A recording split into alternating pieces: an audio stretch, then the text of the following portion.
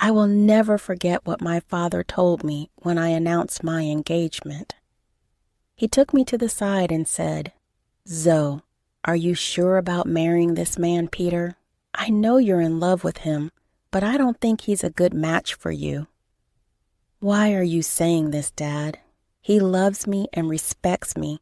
I don't care if he's not as well off as us." "I know that, Zoe. You know I built my riches from nothing. I would never disrespect a person who does not belong to my economic class, but Peter is a very sketchy man, and his mother is no different." "What do you mean, Dad? I don't understand." "Call it a father's instinct, Zoe. This man doesn't love you. Yes, he showers you with affection, but always talks about how rich you are. I heard him flexing to his friends that he bagged the rich brat. Julia just laughed with him and agreed. You must be mistaken, Dad. Peter would never say those things about me. Julia also loves me a lot. I'm sure she would scold Peter if he tried to joke like that. Sometimes I wish I had listened to my father. He didn't know what he was talking about. I was a stupid girl in love. My mother passed away 2 years before I got married. My dad was sick and wasn't long for this world. I was desperate to hold on to something that would give me the will to live. Peter and Julia became those people. My dad was a rich man. He made a series of good investments that made him very financially well off. I worked hard at my job and got a moderate salary as well. All in all, we were pretty comfortable in life. My husband Peter and his mom Julia weren't that well off. Yes, Peter did earn more than me, but he came from a very humble background. His field wasn't good enough to make him a millionaire. Peter did hold some resentment towards it. He and Julia liked sophisticated and expensive things. He often complained about not having enough money. I was always glad to help them out with the little allowance my dad gave me. I even let Peter and Julia move into my house after marriage. But neither Peter nor Julia were happy with my house. They said, "It's such a shame that you live in a small house. Your dad literally lives in a mansion. How come you bought such a small townhouse?" "I don't earn a lot, Peter. Dad lives in a mansion because he has lots of money. I'm a simple office employee earning a moderate salary. This house was difficult for me to buy as well. Dad helped me out with the down payment." "Well, if he helped you out, he should have got you a better place. I'm sure your mom left him something to give you when you became older." "I'm not entitled to anything, Julia.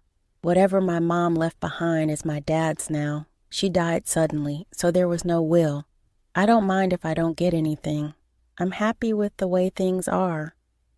"That's a ridiculous thing to say, Zoe. I sure would have loved to inherit a lot of money. You know what? Your dad should trade houses with us. He lives alone, so he doesn't need the space anyway. Right, Mom?" "Yeah, Peter's right, Zoe. You can ask." "Absolutely not.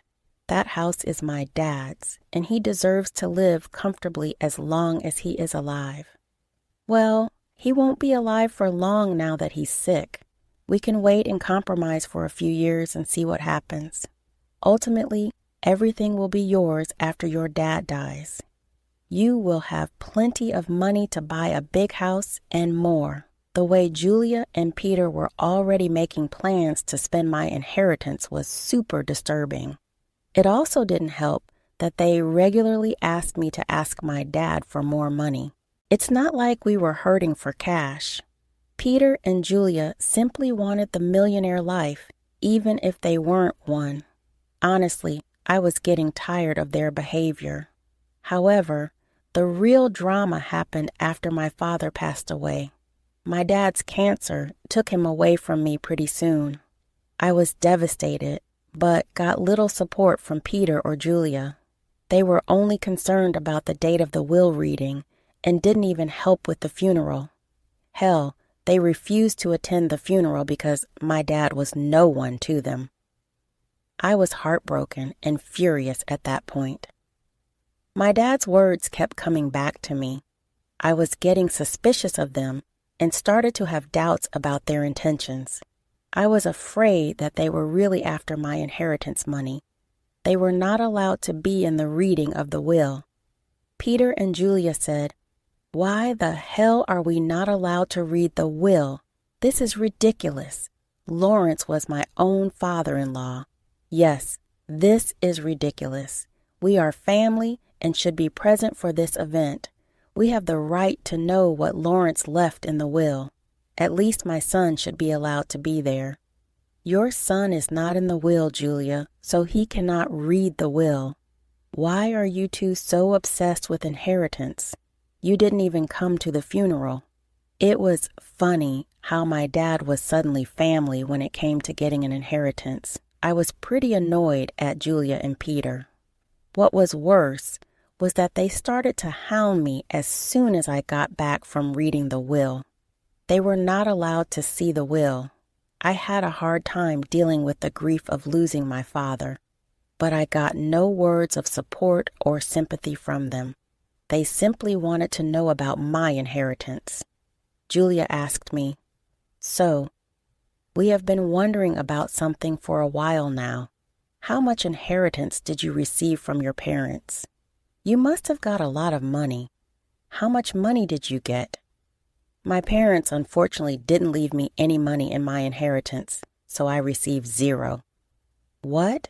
You didn't get any money? But your parents were rich. They should have left you something." "I don't believe that you didn't get any money. I'm sure you are lying to us, Zoe. There is no way your parents didn't leave you a single penny." "No, Peter. There was no money in my inheritance. The will didn't even mention me getting any kind of money. You can check my bank balance in a few days and find out." "But what about their riches? Who will get those? You are their only child." "I don't know about that, Julia. The lawyer just told me that I didn't get any money. It's fine by me. It was my parents' money, and it's up to them who they would give it to." "That is ridiculous. You need to fight for the money. It should be yours." "There is no money, Peter. They didn't have much money in the end. Whatever was left was given to charity. They have been planning this for a while now." Julia and Peter looked very pissed by what I said. I had no idea why they were being this weird about my inheritance. I almost told them the full details, but something stopped me from doing it. There was this creeping doubt in my mind that my husband and mother-in-law were up to something. I waited for them to digest the news. When Julia and Peter kept pressuring me for more information, I put my foot down. I told them firmly that I didn't get any money and even offered to show them my account in a few days. Well, a month passed and nothing showed up. In the meantime, Peter grew very restless and stopped being affectionate with me. He was always checking my account and constantly hounding me for information on my inheritance. I was starting to see where this was going. Finally, one day, I decided to put an end to it. I showed them my bank statements and said, "See, I told you that I didn't receive anything. I'm not hiding any secret inheritance money from you. Do you believe me now?" Wow, our years of hard work just went down the drain then. So his parents weren't rich, and she didn't even get $1,100 in the will. This is ridiculous. I can't believe this. "I can't believe this either, Mom. I stayed in this marriage for nothing. I married Zoe for nothing. It was all a waste of time." "What the hell does that mean, Peter? Why are you talking like this? Why do you think he's saying these things? Who the hell would marry you without thinking about the money? My son simply married you so that we can bank on your inheritance. Now I see that you didn't even get a penny. I can't believe I wasted 5 freaking years on a useless girl like her. I could have done so much better. I was stunned to hear them speak that way about me. I could finally tell that Peter married me for money. My parents were right about him and his mom. They were freaking gold diggers. I was so freaking done with my husband and mother-in-law. I was breaking inside, but what they said next turned me into stone. Julia looked at Peter solemnly and said, "What is done, Peter, but now it's time for you to divorce. There is no reason why you should stay with her anymore. You will have time to find a new, rich wife. This time, we will make sure she actually has some money to her name." Are you freaking kidding me, Julia? You are asking Peter to divorce me over money? Peter, are you going to listen to her? Of course I would listen to her, Zoe. I married you so that I and my mom could have a comfortable life. We grew up poor, and I didn't even go to college. I had no way of earning a lot of money. So you pretended to love me and then tricked me into marrying you? You thought that my parents would give me lots of money that I would readily share with you? Yes, that's what I thought. It was the only way I could give my mom the life she wanted. But now I see that my efforts were in vain. Mom's right. I need to divorce you and keep looking. I was stunned by what Peter said. He said those things so nonchalantly that I started to question my own sanity. Julia and Peter went on to express their frustration at my marriage and myself. I didn't hear a word after a while. I was too busy coming to terms with what they just threw at me. Their total lack of reaction and Peter's sudden shift in behavior were both depressing and angering to me. After a point, I was so mad that I wanted to scream and throw things. However, I didn't do any of that. I calmly said, "Okay then, Peter, if a divorce is what you want, you will get it. I was never the one to say no to your demands. I might as well give in to your demand now as a last favor. So you will agree to a mutual divorce. It'll save us both a lot of money. By the looks of it, you don't have much to go on anyway. Don't think of this as an opportunity to get alimony from my son. We will fight you tooth and nail before you give up that dream. You better preserve your lawyer fees and agree to a mutual divorce. It'll be best for you." You're right. I don't have a lot of money right now, so I decided something. I will agree to a mutual divorce, but you have to sign a clause saying that we won't share any of our assets with each other. That's not a problem at all. You don't have much, and neither do I at the moment. If you can forego alimony, I'll agree to sign a divorce and won't claim anything from you. Peter and I discussed the details of the divorce and made sure we were on the same page. I could see that Julia and Peter were both happy about me not making a fuss out of the divorce. I guess they didn't expect me to be so calm about it. Truth be told, ever since that day, I have been crying on my way to and from work. I used to sit in the parking lot of my office and cry for an hour before and after work. Peter never noticed my puffy eyes, or even asked why I was leaving early for work and coming home late. Julia didn't even bother looking at me after she discovered that I had no money. All of their behavior just made me even more determined to get out of the marriage as soon as possible. I actually had Peter and Julia move out of my house to a rented space in the neighborhood. They soon settled, and while we waited for the divorce to finalize, true to his word, Peter didn't demand a share of my house. I also didn't ask for alimony. In his eyes, it was a fair deal. Well, I had no idea just how far I made things out to be. He came to know about it on the day our divorce was finalized. I went over to his new rented space to drop off my wedding and engagement ring. I just wanted to return these to you. Since the marriage only brought bad times in my life, I don't want to have any memory of it. Are you sure? Do you want to return it? I mean, you might need the money after all. It's so funny you don't. So you must have laughed at our poverty before. Look where you are now. My son is being generous and giving you the rings. You might need to sell them when your stupid job doesn't pay enough. We don't want Mr. Rings. They're cheap ones anyway. What would I need to sell the rings for? Money. Julia, you don't have to be embarrassed. So we already know how your parents didn't leave anything. I guess they lost everything due to poor financial decisions, leaving their daughter destitute.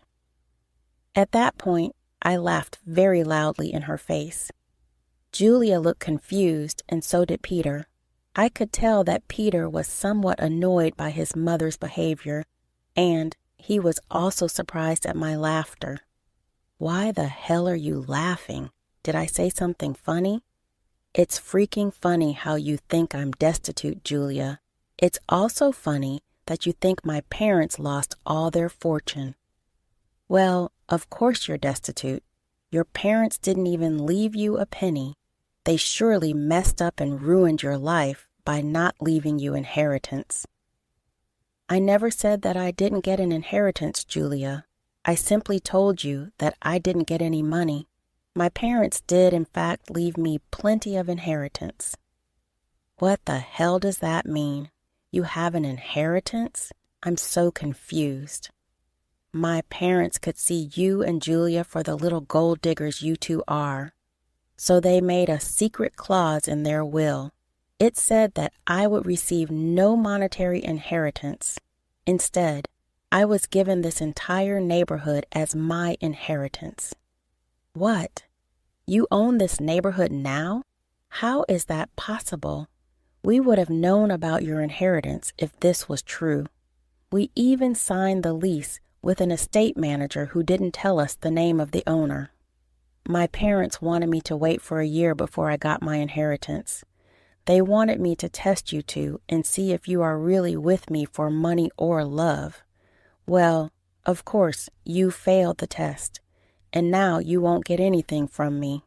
Also, the estate manager was appointed by my parents to take care of the property before I inherited it. They were smart people, you know. That is impossible. I don't believe a word you're saying. You're just embarrassed because you don't have money anymore. Oh, really, Peter? Is that what you and your mother have concluded from this? Well, why don't you call your landlord and find out from him? Don't worry, we would do that. Then everyone will see just what a big liar you are. Julia and Peter called their landlord and asked about what I said. Since their landlord was the estate manager, he told them everything. Julia and Peter were stunned. They looked really panicked after cutting the call. You lied to us.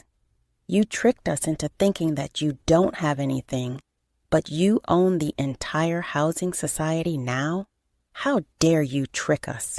So, you wanted all your riches to yourself? So you tricked Peter into divorcing you and made him sign papers that he wouldn't claim anything from you? I laughed at their audacity to turn this one on me. It was finally dawning on them that they had messed up royally, and now it was time for some sweet karma. It's funny you accused me of being a scammer, Peter. You tricked me into marrying you by telling me that you love me. Julia, you helped your son in this plan, and you were the one to tell him to divorce me. If anyone here was being a scammer, it was you two. As for my inheritance, you asked me how much money I got, and I answered truthfully. This was all a misunderstanding. So what happened is, in the past, why don't we just try again in the new light? We did spend 4 years together. It would be a shame to throw it away. So now you want me back in your life? Funny how you were desperate to start afresh with a new girl. I hear that you are already seeing someone rich. Don't worry, I'll inform her about what a snake you are. Peter and Julia started to beg me not to mess up this new relationship. Peter told me that since I wasn't ready to give him another chance, I shouldn't mess up his future. I told him to freak off. Also, I informed them that I will kick them out once the property is transferred to my name. They panicked at that and started to beg me even more. In the weeks that followed, Julia and Peter showed up at my house to beg me to forgive them. Peter and Julia already have an eviction on their record, so it is unlikely anyone would give them rent. The only reason they were staying on my property was that I asked the estate manager to allow it. I also called Peter's new victim and told her everything. She was horrified by what Peter and Julia did and broke up with him instantly. She even showed me the texts. After this fiasco, Peter and Julia beat down my door, calling after I got my inheritance in my name. I promptly called the police and had them off my property swiftly. They didn't expect me to go through with the threat. When they showed up again, the police were called once more. The cops gave them a stern warning, and I filed for a restraining order. Turns out, the entire town knew about what happened. They were essentially disowned by friends and had to leave the city to start afresh. Meanwhile, I'm enjoying my new wealth, and I'm finally free from gold-digging leeches.